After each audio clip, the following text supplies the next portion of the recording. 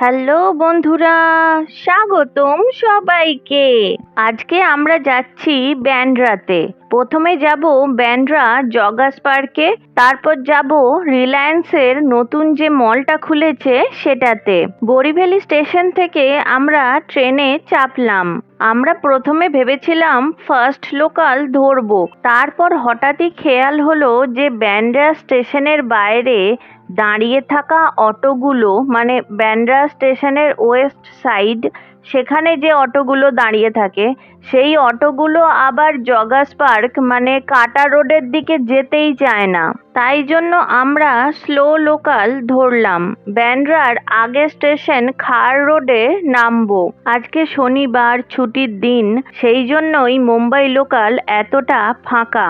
আমরা বসার জায়গা পেয়েছি, নয়তো বেশিরভাগ দিনেই অভিষেক অফিস যাওয়ার সময় বরিভ্যালি থেকে চার্চ গেট ট্রেনে দাঁড়িয়ে যায়, আবার ফেরার সময় দাঁড়িয়েই ফেরে। এতটা ভিড় থাকে মুম্বাই লোকালে। এই ছুটির দিন বলেই একটু ফাঁকা রয়েছে।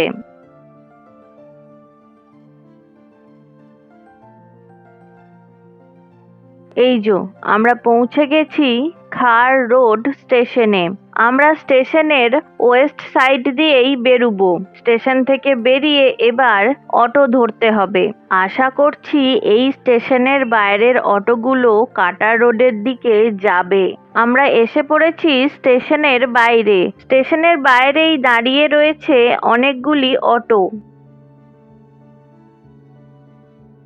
আমাদের অনুমান এক্কেবারে সঠিক ছিল। এবার থেকে কাটা রোডের দিকে যাওয়ার কথা উঠলেই এই খার রোডেই নামবো। এনাকে জগার্স পার্ক যাবেন কিনা জিজ্ঞেস করতেই উনি রাজি। এটা ব্যান্ড্রা স্টেশন হলে অন্তত 6 থেকে 10 জন এখন বলে দিতেন, উধার পে নেই যায়েঙ্গে, वो সাইড পে জানে কা নেই হ্যায়। কাটা রোডের একটি নির্দিষ্ট জায়গাতে সাগর বিনায়ক নামে গণেশ ঠাকুরের একটা ছোট্ট মন্দির রয়েছে। আজকে তো বেশি সময় হবে না কাটা রোডের দিকে যাওয়ার, তবে অন্য একদিন কাটা রোড আসবো। গত বছর ক্রিসমাসের সময় আমরা কাটা রোডে এসেছিলাম। সেই ভিডিওটির লিংক আমি দিয়ে রাখছি এই ভিডিওর ডেসক্রিপশন বক্সে।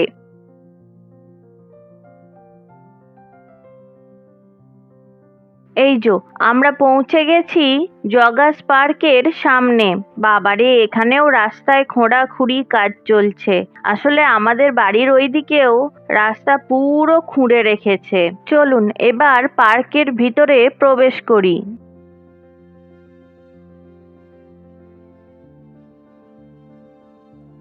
পার্কে প্রবেশ করেই আমরা দেখলাম এনাকে। ইনি দুপুরের খাওয়া কমপ্লিট করে এখন রাজার মতো এখানে বসে আয়েশ করছেন। মিয়াও মশাই এখন দিবানিদ্রা দিক। চলুন এই পার্কটা ঘুরে দেখতে দেখতে আপনাদের সাথে এই পার্ক সম্পর্কে কিছু তথ্য শেয়ার করি। প্রথমেই বলি, এই যে জগিং ট্র্যাকটা দেখছেন এটা 400 মিটারের এবং এটিকে দেখতে ডিম্বাকৃতির মতো। আশপাশের এলাকার বহু মানুষ সকালে এবং বিকালের দিকে এখানে হাঁটতে এবং দৌড়াতে আসেন। ব্যান্ড্রা ওয়েস্টে থাকা কাটা রোডের দক্ষিণ প্রান্তে এই পার্ক অবস্থিত। কয়েক দশক আগেও এই জায়গাটি ছিল একটি অবহেলিত ডাম্পিং গ্রাউন্ড। তারপর এই জায়গাটিকে পার্কে পরিণত করা হয়। 1990 সালে একজন সাম্মানিক হকি কোচ এবং নাগরিক মনস্ক বাসিন্দা অলিভার আন্ড্রাডে এই পার্কটি তৈরি করার প্রস্তাব দিয়েছিলেন।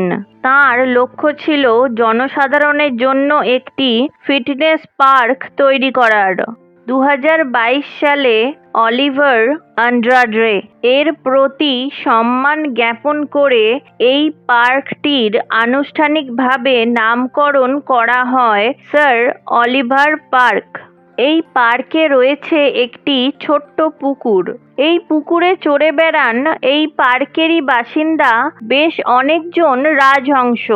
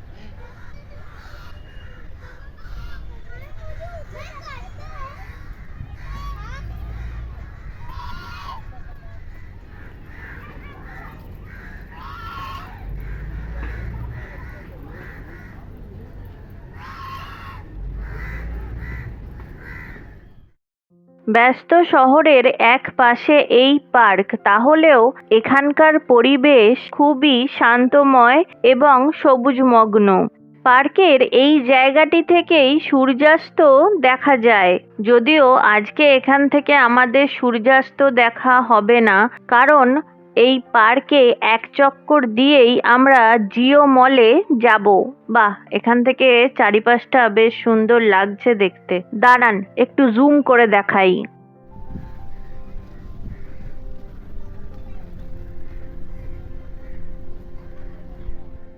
এই পার্কটি যখন তৈরি হয়েছিল তখন এই পার্কে প্রবেশের জন্য টিকিট কাটতে হতো, তবে বর্তমানে এই পার্কটি বিএমসির অধিগ্রহণে আসার পর থেকে আর টিকিট কাটতে হয় না। এখন এই পার্কের প্রবেশ মূল্য 0। এখন মনে হচ্ছে ভাটা চলছে।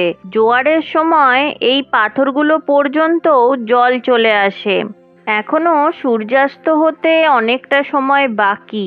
সূর্যের তেজ এখন ভালোই রয়েছে, তাই পার্কও বেশ অনেকটা পরিমাণেই ফাঁকা।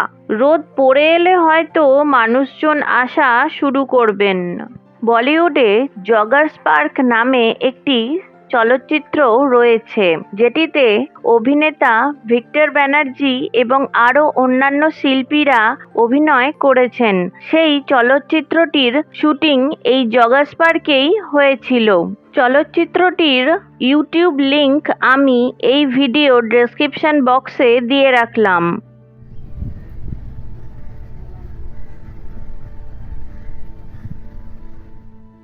আমাদের পার্কে ঘোরা শেষ। এবার পার্ক থেকে বেরিয়ে অটো ধরবো। এই ফুলটা অনেক দিন পর দেখলাম, কি নাম জানি না, তবে ভীষণ সুন্দর দেখতে। পার্কের বাইরে থেকেই আমরা অটো পেয়ে গেছি। আমরা এখন চলেছি বিকেসির দিকে। বিকেসি অর্থাৎ ব্যান্ড্রা কুর্লা কমপ্লেক্স।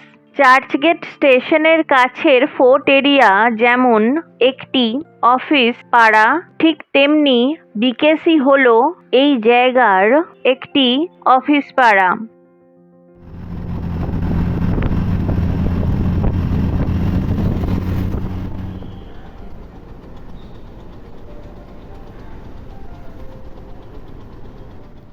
এই যে আমরা পৌঁছে গেছি জিও ওয়ার্ল্ড ড্রাইভে। বিকেসির প্রাণকেন্দ্রে এটি অবস্থিত। 2023 সালে বৃহত্তম জিও ওয়ার্ল্ড সেন্টারের একটি অংশ হিসাবে এই প্লাজাটি খোলা হয়।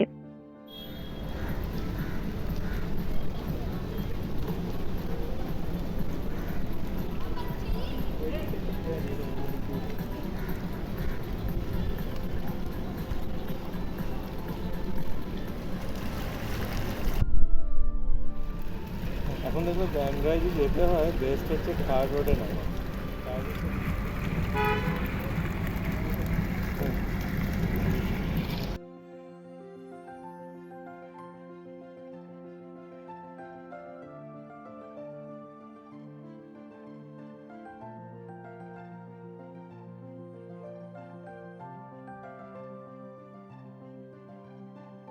আমরা ঢুকে পড়েছি মলের ভেতরে। চলুন এবার ঘুরে দেখি। আচ্ছা, একটা কথা বলে রাখি, এই মলটিতে বাড়ির প্রিয় পোষ্যটিকে নিয়ে আসার অনুমতি রয়েছে।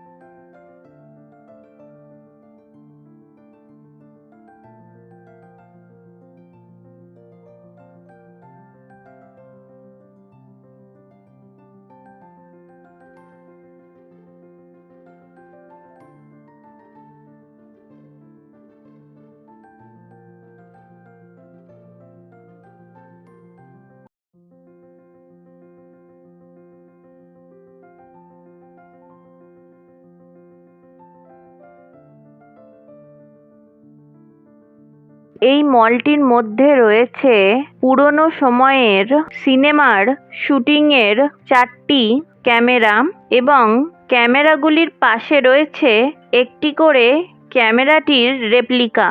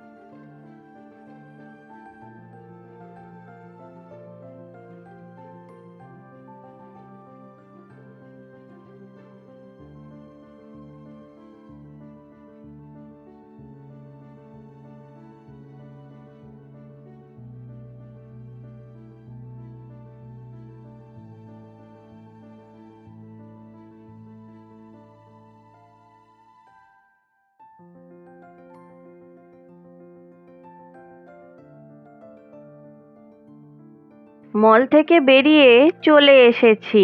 একটা বইয়ের দোকানে ঢুকেছিলাম, যা দাম দেখলাম, বাবা রে, দাম দেখে বেরিয়ে চলে এসেছি। এই মলটির পাশেই রয়েছে সিনেমার পোস্টারের একটি ছোট্ট মিউজিয়াম। পুরনো দিনের বহু সিনেমার পোস্টার এবং সেই সময়কার বহু বিজ্ঞাপনের ছবি রয়েছে এই মিউজিয়ামটিতে।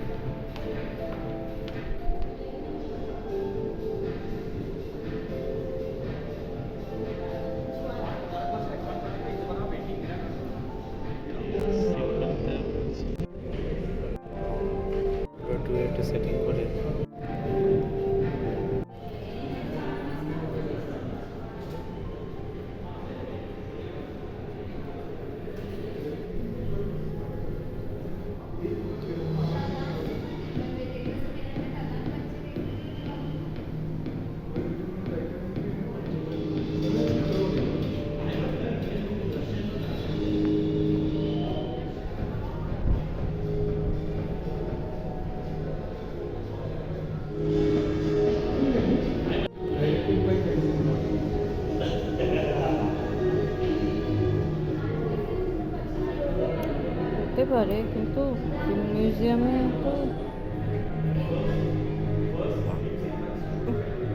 তো গাইড, এটা মামামের ফেভারিট সিনেমা।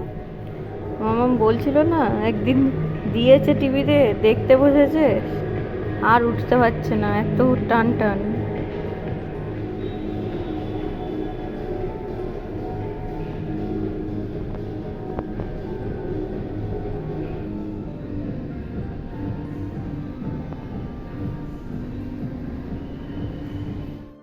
এগুলি বিজ্ঞাপন। এটি সেই সময়কার লাক্স সাবানের বিজ্ঞাপন। অভিনেত্রীটি কে সেটা তো বুঝতেই পারছেন। এটা দেখে বেশ খুশি হলাম।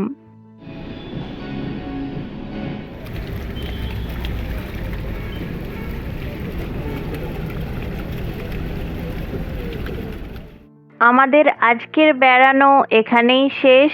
মলের সামনে থেকেই আমরা অটো পেয়ে গেছি। আমরা এখন চলেছি ব্যান্ড্রা স্টেশনের দিকে। ব্যান্ড্রা স্টেশন থেকে বরিভ্যালি ফেরার ট্রেন। এই ভিডিওটা এখানেই শেষ করছি। দেখা হচ্ছে পরের ভিডিওতে খুব তাড়াতাড়ি। সকলকে জানাই শুভ রাত্রি।